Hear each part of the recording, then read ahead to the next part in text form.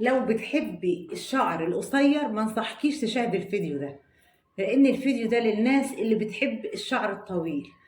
الفيديو ده باذن الله هقول لكم على سر طول شعر الهنديات، سر كثافه شعر الهنديات، سر حجم شعر الهنديات، ونعومه الشعر ولمعان الشعر وكثافه الشعر في فتره قصيره جدا.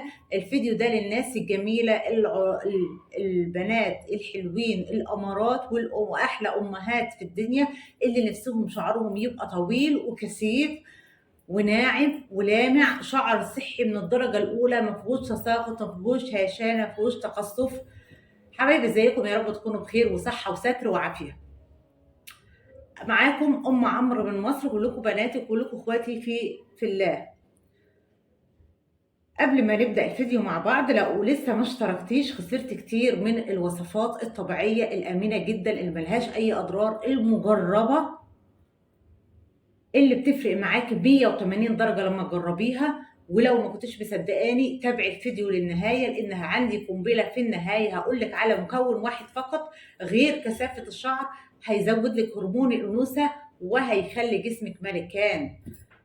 يلا نبدأ مع بعض في الوصفة. الوصفة زي ما قلنا مكوناتها كلها طبيعية آمنة، وهي سر من أسرار شعر الهنود وكثافة شعر الهنود ولمعان شعر الهنود ونعومة شعر الهنود وجمال شعر الهنود. يلا نبدأ في الوصفة مع بعض. وطبعا مكون متوفر في كل بيت هبدأ بيه الوصفة، الحلبة. الحلبة دلوقتي متوفرة في كل بيت وبنعملها علشان البرد والدفينة كده والجو العائلي الجميل. تمام. هناخد معلقتين حلبة نحطهم في كوباية بعد ما نغسلهم وننضفهم كويس من أي حصى فيهم، ونصب عليهم مية مغلية. طيب غير تمام كده، صبينا عليهم مية مغلية، غطيناهم سيبناهم الصبح هيشربوا المية ويبقى ايه الحلبة بالجل بتاعها كده جميل. تمام. هنعمل ايه؟ هناخد الحلبة اللي شربت المية بتاعتها ديت ونحط عليها معلقة زبادي ومعلقة مايونيز. كل ده متوفر في البيت، مكونات كلها من البيت وجميل. معلقة زبادي، معلقة ايه مايونيز، نضربهم مع بعض في الخلاط. واحنا بنضربهم في الخلاط نحط معاهم معلقة زبدة، او يا ستي اضربيهم في الخلاط صفيهم، حطينا معاهم معلقة زبدة، سيحنا معلقة زبدة كبيرة محترمة كده، اي نوع زبدة، زبدة فلاحي، زبدة بقري، زبدة صناعي، اي نوع زبدة، زبدة نباتي. تمام. بقت الدنيا جميلة جميل. عايزة اكثف شعرك بقى كمان، غير ان انا اطول شعري، عايزة كثافة للشعر وتطويل للشعر وتسريع للمو الشعر وتقوية بصيلات الشعر وزيادة حجم الشعر يبقى حلو كده. تمام. هتجيبي بصلة متوسطة، بصلة حمراء متوسطة، هنبشرها. تمام. هناخد المية بتاعتها نضيفها على المكونات اللي احنا عملناها. ليمونة صغيرة اعصرها على المكونات اللي احنا عملناها. عندي حاجة تانية، عندك زيت خروع، هتحطي لي معلقتين زيت خروع. ما عندكيش زيت خروع وعندك زيت خردل، حطي معلقتين زيت خردل. الاساسي عندي ايه في الوصفة؟ زيت الخردل وزيت الخروع، حطي معلقه من ده ومعلقه من ده. ما عنديش ده ولا ده، عندي زيت جوز الهند احط معلقتين كبار، عندي زيت سمسم احط معلقتين كبار، زيت زيتون في المطبخ احط معلقتين كبار. عملت مع ام عمرو في القناه زيت المخمر موجود عندي، احط معلقتين كبار. اخلط كل المكونات مع بعضها واحطها على الشعر لمده ساعتين، مع تدليك فروه الراس لمده 5 دقائق. تمام. واسيبها على شعري. الوصفه ديت تنفع لمين؟ تنفع ليكي، تنفع لبنوتك من سن 7 سنين. تمام. تعملها كم مره في الاسبوع؟ مرتين في الاسبوع. طب انا عايزه روتين امشي عليه، اعملي الوصفه ديت يا ستي مع حمام زيت مره في الاسبوع. تمام. اعملي الوصفه ديت يا ستي مع الحنه مره في الاسبوع او الصدر. طب انا ماليش في الحنه ولا الصدر ولا عايزه الكلام ده كله، اعمليها مع حمام الزيت مره في الاسبوع. تمام. والدنيا جميله.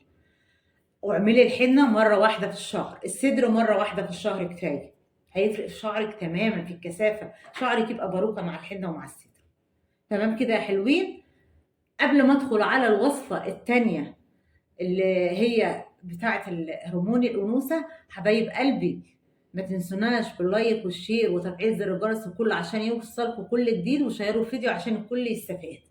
ولو أول مرة تشوفيني اكتبي لي في التعليقات بتشوفيني من أي بلد، أتشرف وأتنور بيكي. وتعليق أمرايا زيكم كده ما تحرمش منكم. بصي يا حبايب قلبي، دلوقتي عايزة مكون واحد يزود لي هرمون الأنوثة، فيزود لي مناطق الأنوثة في الجسم، تبقوا أنثى كده متكاملة كده، حاجة أمراية كده. تمام.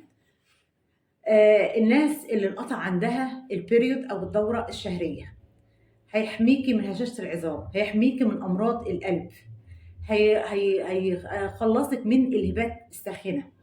تمام. هيخلصك من القلق والاكتئاب، هيخلصك من جسمك كده تلاقيه بيصب عرق على طول، تلاقيه عمل لك توازن غير طبيعي في جسمك. حاجة كده جميلة جدا. يعني مهما بلغت من العمر انت انثى متكاملة، حاجة قمر. ايه المكون العجيب ده يا ام عمرو؟ هقول لك عليه اهو، جايه لك الطريقه اهو. ومش قولي معايا مش غالي، تاخديه لمده سنه 500 جرام في اليوم، هي حبايه بعد الاكل، هيفرق معاكي جامد. يعني مهما يعني جسمك اختلف بعد انقطاع البريود او الدوره الشهريه. تمام. كنت لسه بنوته وعايزه جسمك كده يبقى حاجه زي الملكان كده وكل انوثه، تاخدي الكبسولات دي. كبسولات ايه بقى؟ زيت زهرة الربيع المسائية، هكتبها لكم تاني في الفيديو. تمام. هجيبيه من الصيدلية 500 جرام، تاخدي حباية كل يوم بعد الغداء لمدة شهر، هيفرق تماما في جسمك. وما ما بقولكيش حاجة بفراغ، انا مش هقولك انا دكتورة ولا حاجة، بس يعني هو حاجة جميلة جدا، واقرا عليها وادخلي على جوجل وشوفيها، وانت هتعرفي ان هي جميلة جدا وبتفرق في جسمك. في جسمك جدا. الناس اللي عايزة ان يزودوا مناطق الأنوثة، الصدر، الأرداف، جميل جدا. الناس اللي عايزين يتخلصوا من الآثار السلبية بتاعة انقطاع البريود أو الدورة الشهرية، جميل جدا. يعني يعني انقطاع البريود أو الدورة الشهرية بيعمل قلق، بيعمل اكتئاب، بيعمل هبات ساخنة، بيعمل تغير في المزاج على طول. لا، ده بقى مع ده بقى مش هتعاني من هشاشة في العظام، ولا هتعاني من أمراض القلب، ولا هتعاني من القلق ولا الاكتئاب ولا تغير المزاج، هيكون مزاجك عالي العال. تمام يا حبايب قلبي. يا رب الفيديو يكون عجبكم. لو عجبكم الفيديو ما تنسوناش بلايك وشير واشتراك في القناة وتفعيل زر الجرس الكل عشان يوصلكم كل جديد. وبذكركم حبايب قلبي بذكر الله والصلاة والسلام على خير الأنام، عليه أفضل الصلاة والسلام، تقضى بها الحوائج.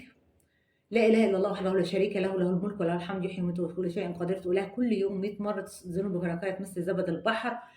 اكثري من الاستغفار، فهو حل جميع المشاكل اللي في حياتك. ولو كانت مشاكل عويصة جدا عليكي بقراءة سورة البقرة، لأن قراءة سورة البقرة بتحفظ البيت وبتحفظ أهله وبتحل لك كل المشاكل اللي عندك في حياتك.